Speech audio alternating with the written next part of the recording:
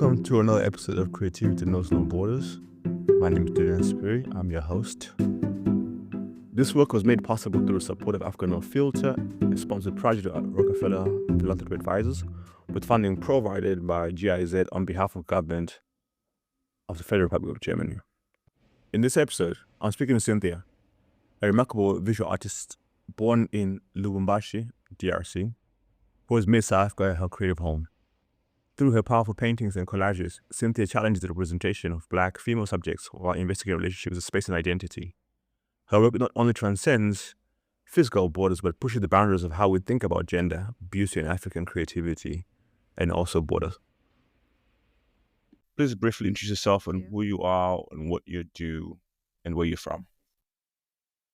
My name is Cinthia Sifa Mulanga, and I was originally born from Congo, DRC, in Lubumbashi, and I moved to South Africa in 2006. I've been here ever since. I was about 9 years old, and I am a visual artist now. I paint using mixed media like acrylic, sometimes oil painting, but not as much. I gravitate more to like oil pastels, and I use collage. I started with printmaking and then went to painting. And my works just speaks about womanhood and the journey about Black women.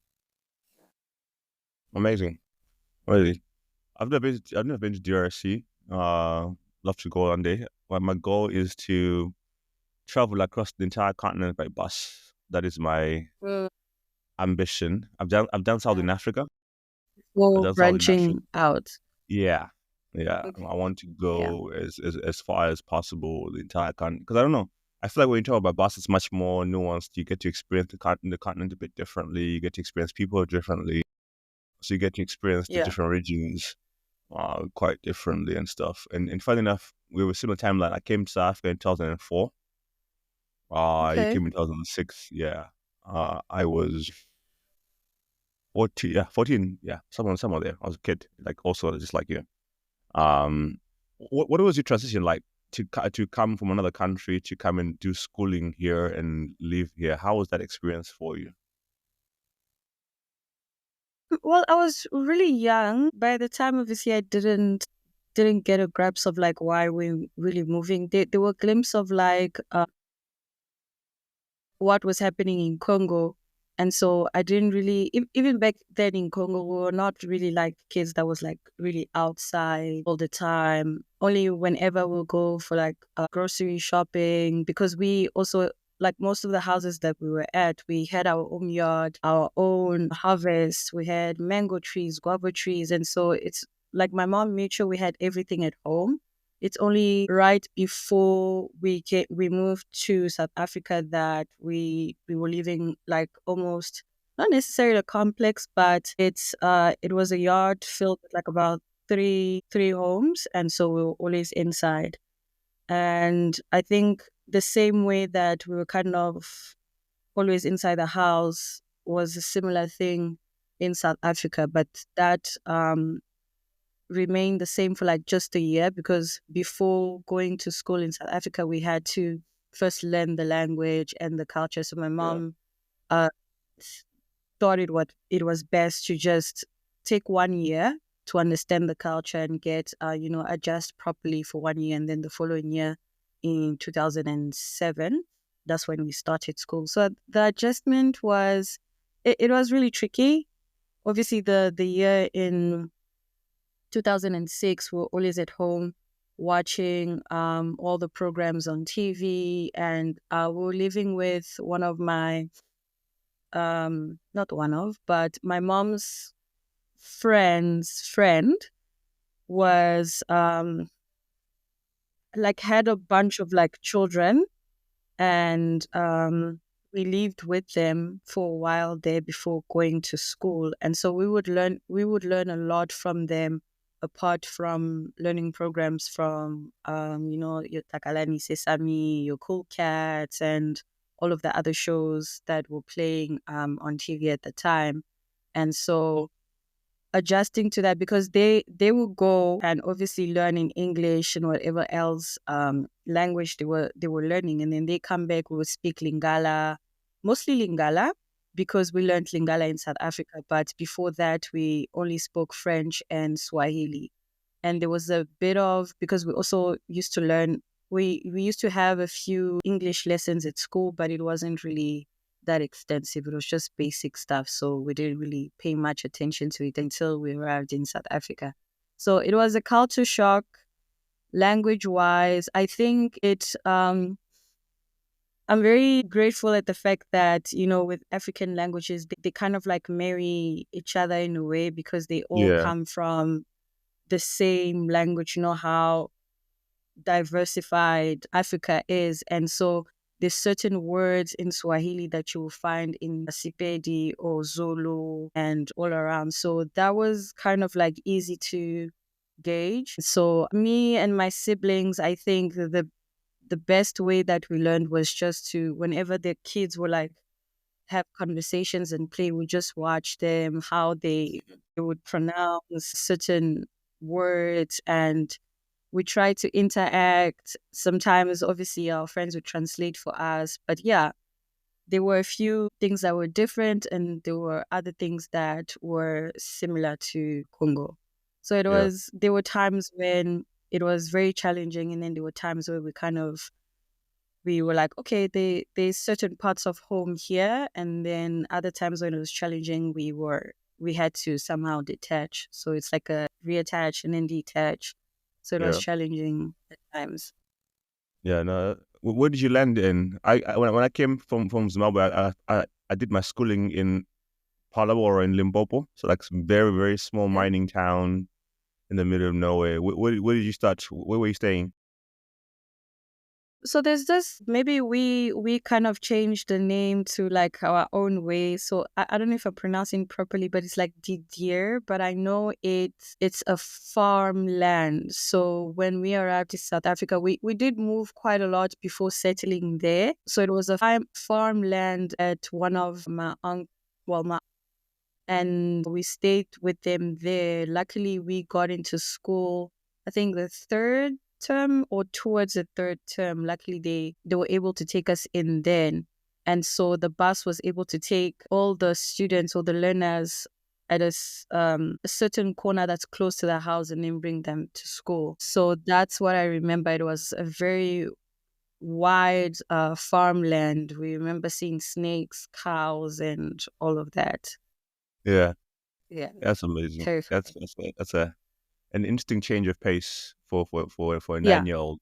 Yeah. Yeah. yes. Um. Have you traveled No, we back home? haven't because, sorry? I'm asking you, if you traveled back home. No, I haven't. We haven't done that as yet because there were a time when we we we were discussing to go back, but again, it's either the war that's taking over or it's the whole passport situation. It kind of delays, and so when you Yeah. go back, there's chances that you're not going to return because the traveling process takes a while. So there's so many delays. So we decided not to take that risk. So yeah, Okay. Have you traveled across the continent as much, or not yet. okay? Yeah, not yet. Yeah. That's very interesting. Yeah. Because also, yeah, I couldn't travel for a while because I Mm, came here. When I came here, I got into the refugee paperwork. So yeah. I still have Section 27 paperwork, and yeah, like you said, to Mm, travel is that blue passport is a mystery. a Is a, big mystery. yeah, it's a big mystery to acquire. But I've decided now to start shifting my paperwork to something else.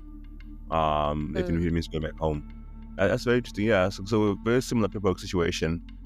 What are yeah. your thoughts now? Um, I was chatting to somebody else for the podcast, and they were like, when they finally got then to be a creative in South Africa, in Johannesburg, they fell in love. That's when they really fell in love with South Africa because of how just Mm, diverse and just interesting the creative industry was for them. It made them feel like a lesser foreigner, more of an active participant. Before that, they just mm. felt like a foreigner. But when they came to, when they came to Johannesburg, they realized actually they could be really be part of a community that really is forward and progressive. What's been your experience being a creative in South Africa? So the creativity part, that's taken from my mom and my brother, because initially when I was growing up, I was either thinking on going the route of like social working or fashion design. I mean, that's still creative, but then obviously Yeah. the idea of what's that like was only limited to a certain part because of what we were watching back then. So it's only like clothes like liputa, and so liputa is it's African wax, and that's what we call in Congo. It's like African, like Congolese, what Congolese women wear. And that's what I was looking at a lot, because my mom was a tailor and also she was in the beauty industry. So she moved quite from marketing and then she went into the beauty industry right before we moved to South Africa. So my creative reference was from my mom and my brother. And a little bit from my sister, but she was not really into that. It was just like for play. She would make me paper dolls and all of that. And so when we Yeah. moved to South Africa, my brother would draw quite a lot because he's self-taught. And so I would just observe him. And the beauty part, obviously, I got from my mom because I would watch her in her beauty salon with the clients, and sometimes do my nails at home when I got to the age of doing my nails, because there's a certain age that you're only allowed to touch the beauty stuff. Um, so then I think that was like in grade because in South Africa when we moved, I went directly to grade 4, and my brother was in grade 5. So I think that's when we started the separation, like the sibling, because we're always like together. And so there's different departments at school. There's the Snoopy Snat, which is from grade 0 to grade 4. That's where it was. And then Squatter Camp was 5 to grade 7. And then grade 8 to grade 12, that would be like the high school, the main building. And so that was us Yeah. basically. Just imagine three siblings were always together, and then when they go to school there's like a separation of like an entire Well, year, and yeah. then after school, yeah. So also that was another challenge. I think that's when I started growing a little bit of independence as well.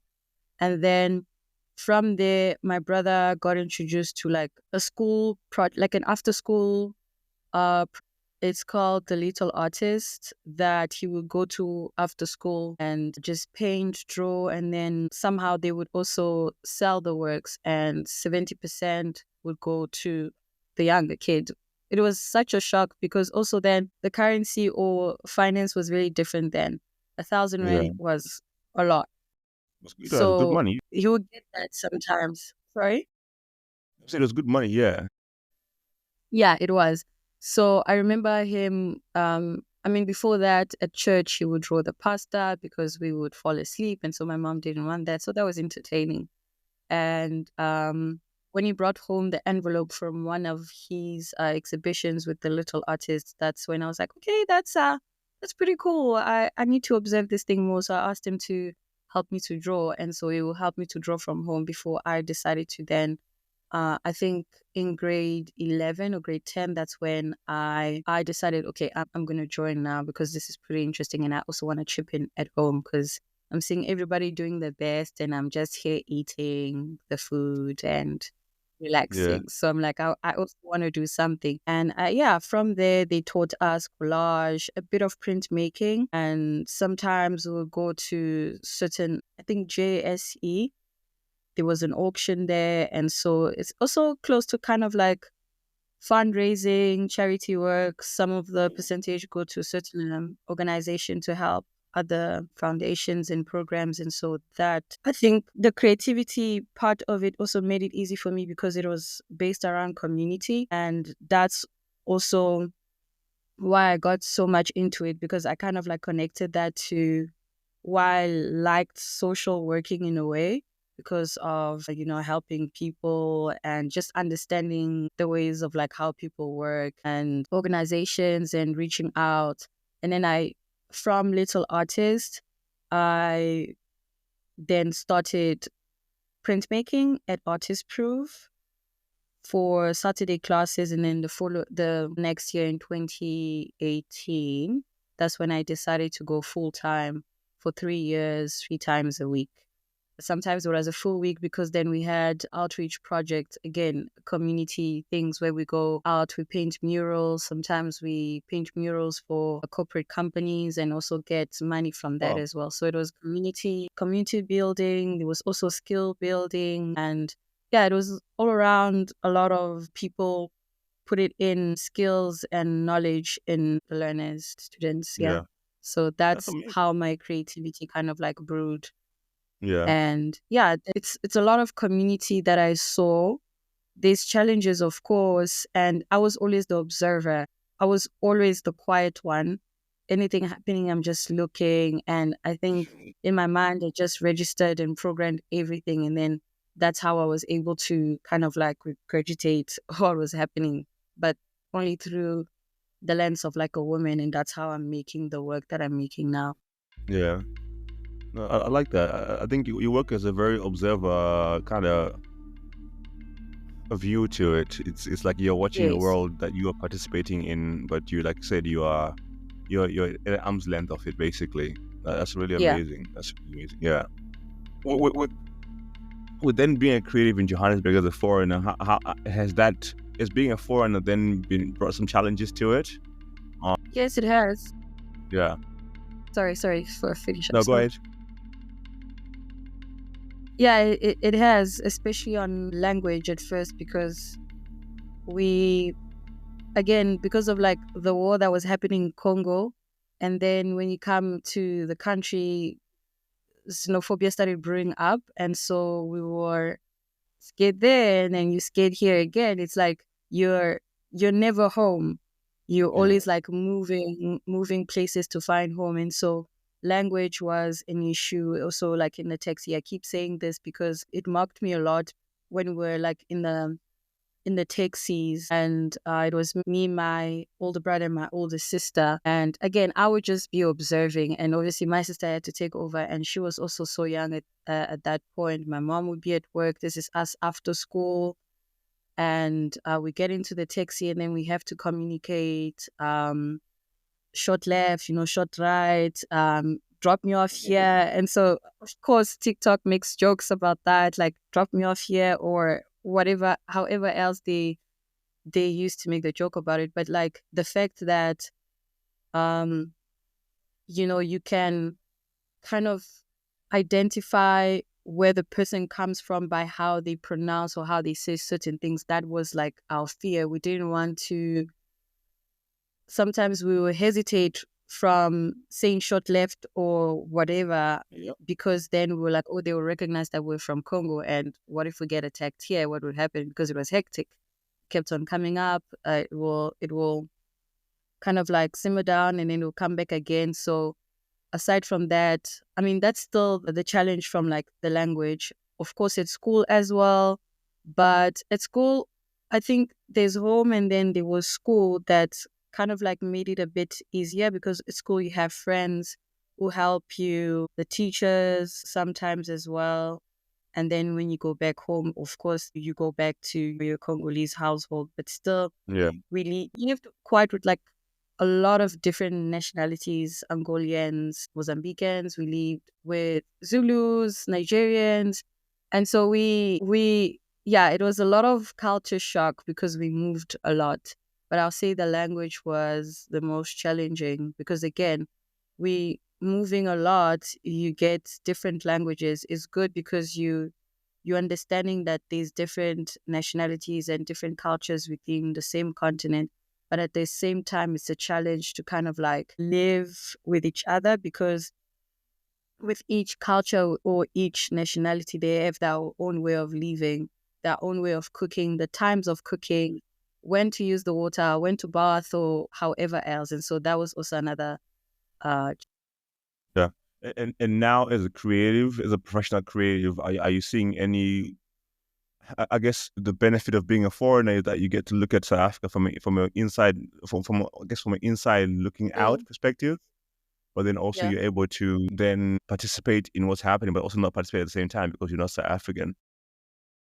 Yeah. What are some of the nuances that you found being because think now you're South African, right? When you're applying for anything, for a grant or an exhibition, you're gonna say you're in South Africa, right? How's that been for Yeah. you? Um, Also challenging because there's different nuances to this. I mean, it's like the questions of like, are you African first or are you Congolese first? Are you South Yeah, African? And at first I would say I'm Congolese South African. And now it's becoming a bit complicated because you find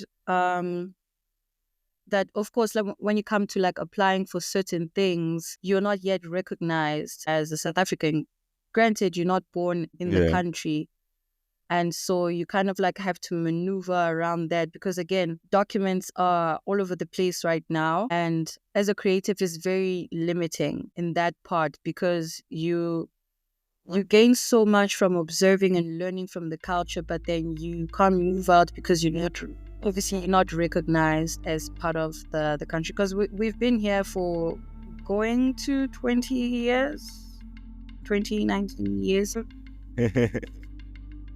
So it's very challenging because in Yeah. order to kind of like reach certain places that you need in terms of like your career to maybe certain residencies, I'm not able to do that at certain point because again, you need to settle what you have this side first.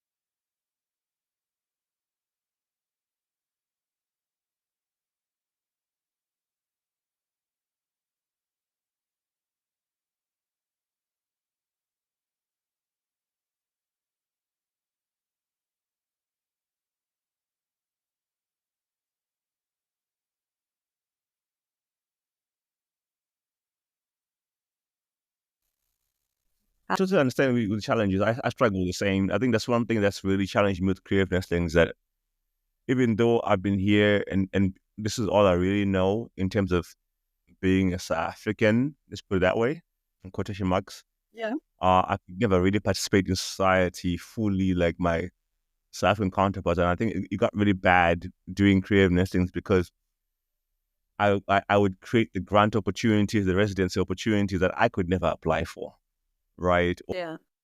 Or get travel opportunities that are coming to creative lessons, but they want me there, but I could never go because of my foreignness and my work situation and all that kind of stuff. So I totally Yeah. understand. I think that's a challenge with being a foreigner in a country that doesn't necessarily doesn't care too much about helping us fix our work. I think that's the limiting factor because now I mean, I'm just trying to imagine for you, you are like one of the biggest artists in Africa right now, and that inability to travel. It's true. I mean, I looked at the artsy No, thank you. inability to travel. I just wonder what it does to your momentum as an Mm. artist. You should be able to travel across the continent easily, at least at bare minimum. But it's now Yeah. limiting that factor because then my question: did you manage then to go to your solo in London? Did you go to your solo? No, I mean, most I haven't. I mean, the only ones it's been the two with Latitude and Goodman that I was able to be at To because it go to was here yeah in South Africa. Sometimes whatever shows are happening in Cape Town.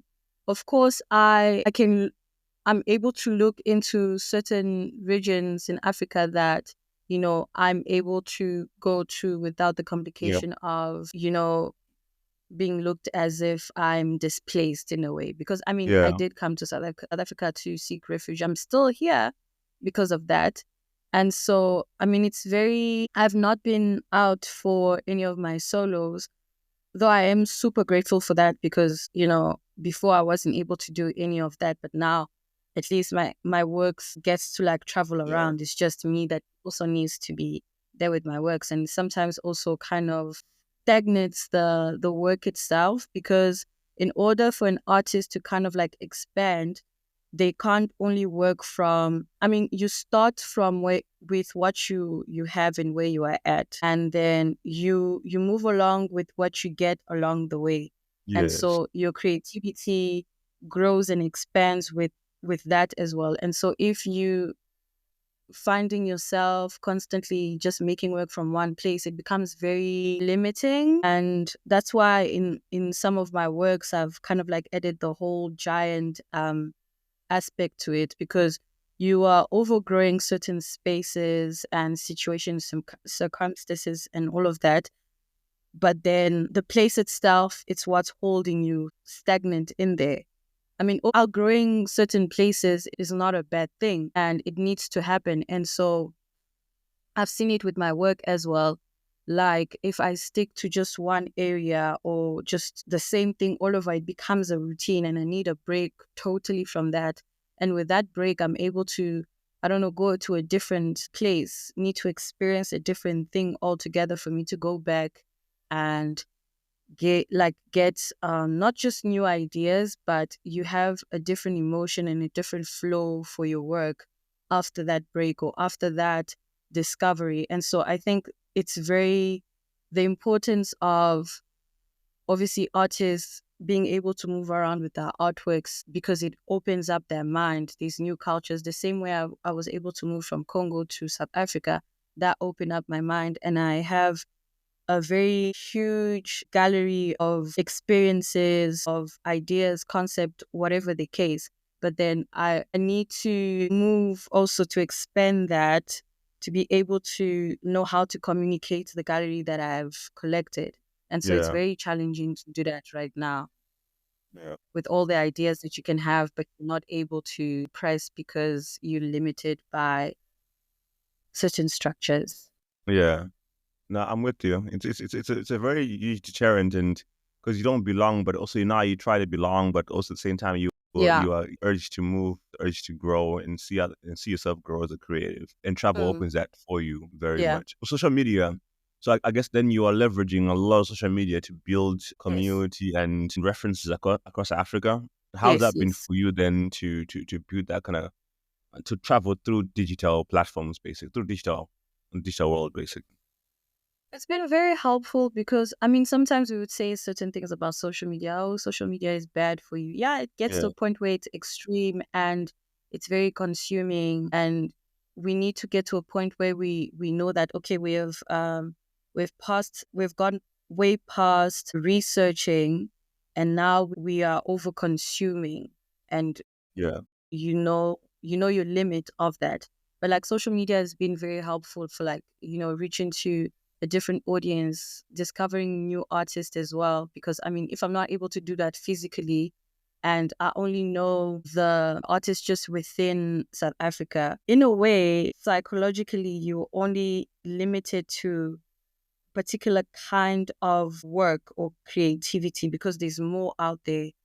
And so social media has helped me to kind of like reach for those kinds of creativity, conversations. There's so much happening in the world. And so social media is a great tool to reach the masses and to help people discover certain things. And if they're not able to do that physically, they can do that digitally.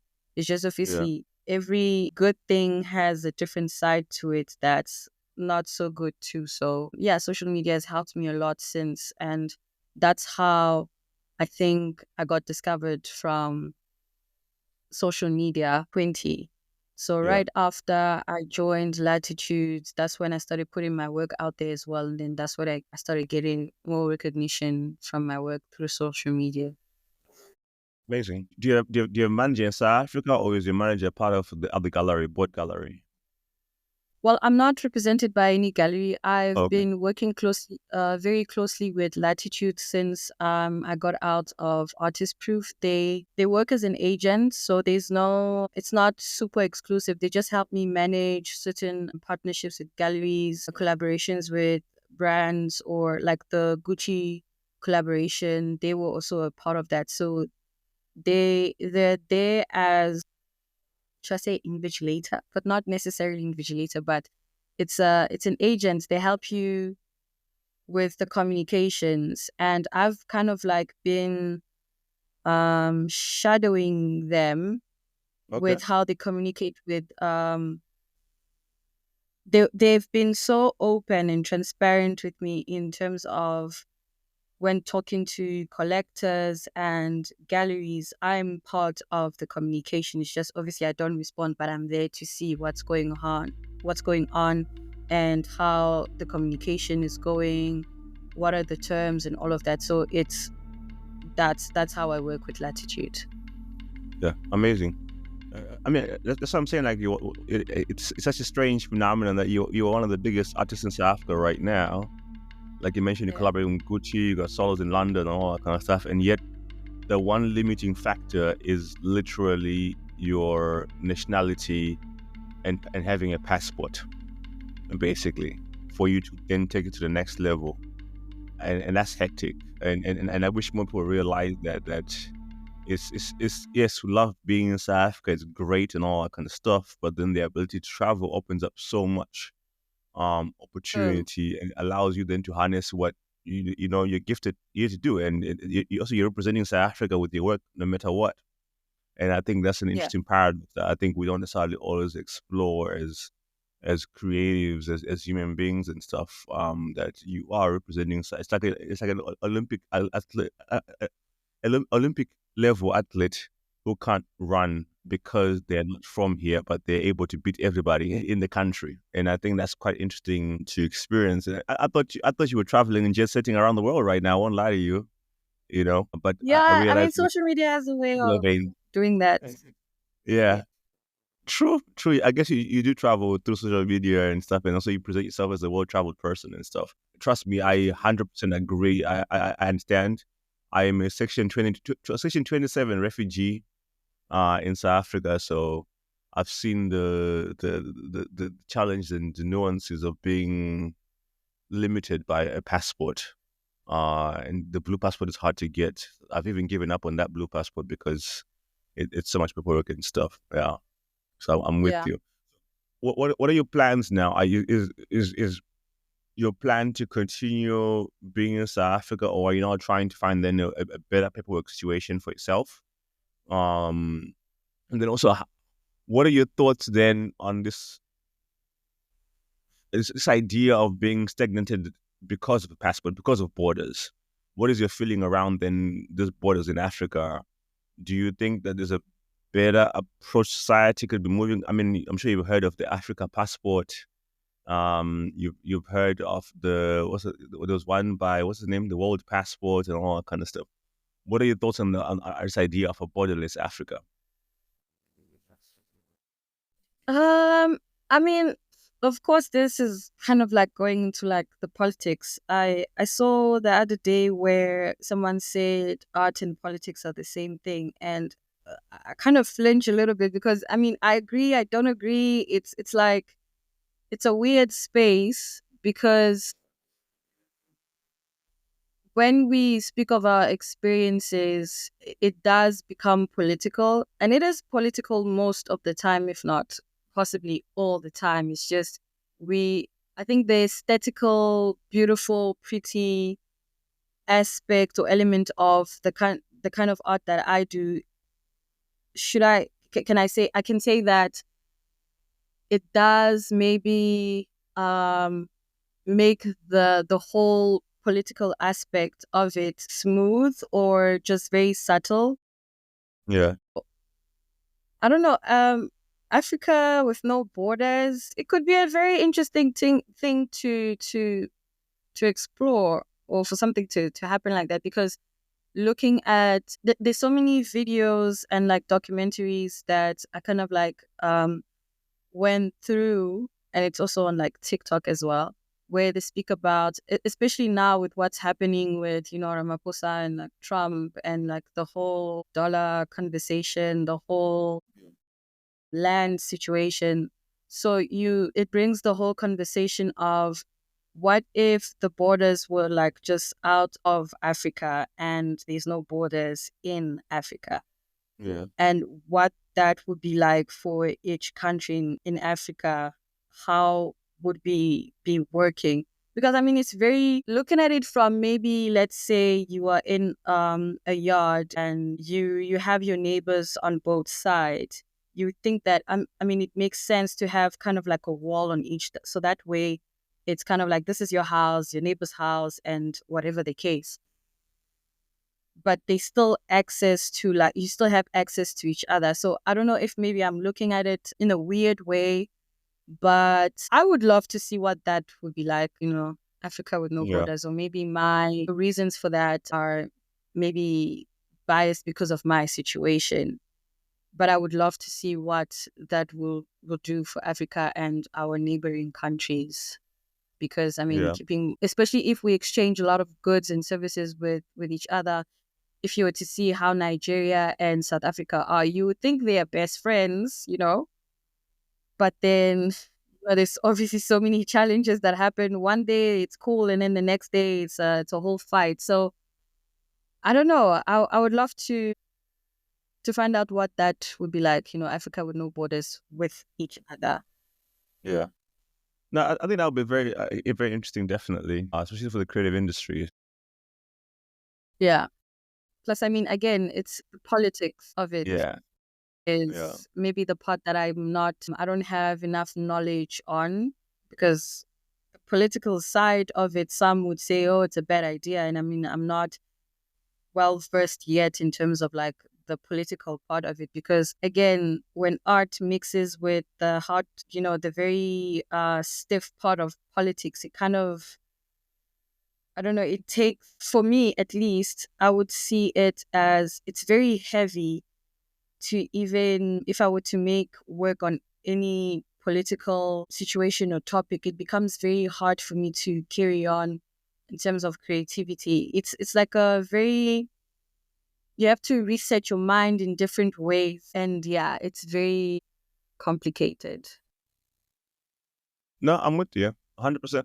But I think from what I've seen in my experiences with art and all, and artists, I think this quote that I was reading the other day about how autism, it's not a mirror, right, head up to reality, but a hammer which we shape to it, right? It's this guy named Brecht. I'm not sure if I'm saying it right. Some German poet, but I think what I liked about it is that art really it shapes reality, right? Like when I look at your work, you are shaping a reality that you want to see. So that means naturally, then the world looks at that as a beacon and say, we want to get there. We want to be able to live in that Yeah. solitude that Cynthia is painting all the time. We want to live in a world where women are that free to exist in this beautiful space that you're painting and stuff. So then that becomes standard of society, right? So I think art definitely does have a role to play. That does happen. It does play a role already. All right. If you look at how film influences so much of our language, so much of our lived realities and all that kind of stuff. So I think definitely art and politics. Yes, we as I think as creators we tend to avoid politics, but it's unavoidable because we shape society with the work that we do, no matter what we like or not. And I think also, art is like a form of escapism. So yeah, it becomes hard when you're reaching for like very serious things now, you start to wonder, when this gets hot, where's my hiding place? Because I've somehow created a beautiful hiding place. I'm escaping. Oh, it's flowers, sunshine. And now that space is becoming very hectic. And then where do I hide now? Because yeah, my art is becoming politics. And now I have to yeah. create another alternative. That's amazing. So actually, that's interesting because then your art is your way of traveling. Basically, when I look at the scenes that you're painting, right? Yeah. That's your getaway. And that's super Yes, it is. interesting. That's super interesting to me. Like to see that happen through work and all, and through work. I can't paint. I can't draw or paint. So I envy you that that you're able to escape uh through that, basically travel through that and stuff. And yeah, like I'm a big fan in with work that you create Thank and you. seeing the success you've been able to garner over the last 4 or 5 years of being a professional artist, basically. That's Yeah, thank super you. interesting. Do you consider yourself an artist for the last 4 or 5 years since 2020, or do you consider yourself an artist since before since you were in primary school and high school? No, I mean, because obviously I'm still at that time, like in high school, I was still focused in journalism, social working, and a bit of like law because I entered like competitions of that. I think in a way, I was. It's very crazy because then it's like I was only looking forward to becoming only what I was giving in a way, and so I was only working with what I had. So like before when you're about to go to university they give you a few options and so you're like also there's nothing else, and because you got this much marks or this much achievement in like your last exam, this is the only option, this is what you're only able to do. And so in your mind what it does is like, so this is what's out there, and then you check maybe your peers how they've done and then what they're able to do. And so again, you cross-reference that and you're like, this is the only thing that's out there for me to be. And it kind of like also worked in the same way when I was like in art school, the typical like when you're in art school, the best thing for you to do when you're out is find yourself a gallery to be with, sign yourself Yeah, to a great gallery and you're going to do well. And so that didn't happen to me because like for a while I thought I'm doing something wrong here because the way I thought or I was taught it should be is not happening, and so maybe there's something wrong. But then I realized that we go as far as to like what we see in front of us and what's been around us. Hence I think representation, again, it's very important. It's not just representation of like who is in the role doing what, it's like what's out there, like we create certain things, we're very creative people, and so when we create these things, we're able to kind of like gauge what we really want to do. and so from a yeah. young age, I always thought journalism, social working. And so I never thought I would be an artist in any way or form. So that was a shock to me. That's interesting. Yeah. That's amazing. I can't grasp it. I hope maybe I should stop thinking about trying to be an artist, and then one day I'll become an artist. Maybe at 50 years old, You know, I'll find. yeah, because my brother says it a lot. He says, well, she made it a passion. It was not a passion. She created a passion Yeah, out of it. And so every time I think about it, I'm like, yeah, that's actually true. I had no passion for this kind of art whatsoever. I just learned to make it my passion because of, again, right after high school, I did want to do like journalism, but because of finances also, that was like tricky. So I yeah, decided to kind of just carry on with the part-time job that I had and carry on with the little artist. And through the little artist, I was able to go to Artist Proof. And so I got really, really busy at Artist Proof with all the skills I've learned and the people I've met there. So I just decided, like, why not? Just yeah, carry on. Never know what comes out. Yeah. yeah. And thank God you did, because the world is much better. You're creating this work in this different perspective, and you're Yeah. hiding in plain sight. So yeah, no, thank you so much. I guess my last question is, if you were the leader of the AU, for example, what is the one change you would make to like the continent's border and passport processes? What would you do? What would you think the world needs right now? Let's say you're AU tomorrow. All the guys are dead. All of them, all those people are dead. Now it's you, Cynthia, who's now responsible for the AU to make the continent better. What would you do differently? Hypothetically. I don't know how to run. Oh, wow. When pressure gets high, I mean, it's crazy because sometimes when pressure is high, I tend to kind of make sure I find a solution, and my work efficiency goes like super high very fast. And I don't, oh, I might have to think a while for that one. Because I mean, I can't just say, yay, passport for everyone, or yay, work for everybody that needs work, because that would be, it just makes me think that people in those positions have like really tough decisions to make every day, and it's not as simple or black and white as we make it to be. So what I'm basically saying is I would, that's I don't know, hey? Yeah. It's an honest opinion.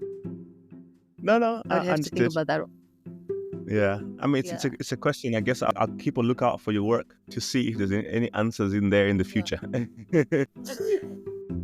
Or maybe, I don't know. Right off my feet right now, yeah, the first thing I said I would run, but on a serious note, I would have to, yeah, you kind of put me in a spot where, like, no, honestly, if you were to think about it, like, what would you do? And honestly, I've never thought of that, because we always think that when they're about to make decisions, we already know what they're going to make. But when you are there, it's, crickets and whatnot. So, yeah, that's something I would have to think about. Thank you so much. Hopefully it was insightful as it was for me. Yeah, it was. Thank Pleasure you. getting to know you. As a fellow foreigner, as a fellow displaced person, in this continent of ours that we love. Yeah. No, thank you so much. Thank you. Thank you for the invitation and for your time as well. This podcast was made possible through the support of Africa No Filter, a sponsored project of the Rockefeller Philanthropy Advisors, with funding provided by GIZ on behalf of the government of the Federal Republic of Germany. Now, if you're like me, are into creativity, borders, travel, and tech, and a better Africa, please subscribe to this podcast on Spotify, Apple, YouTube, and follow me, Dylan Espiri, on Instagram, Twitter, and all the platforms, and let me know your thoughts on borders. Thanks for listening. Until the next episode, stay blessed.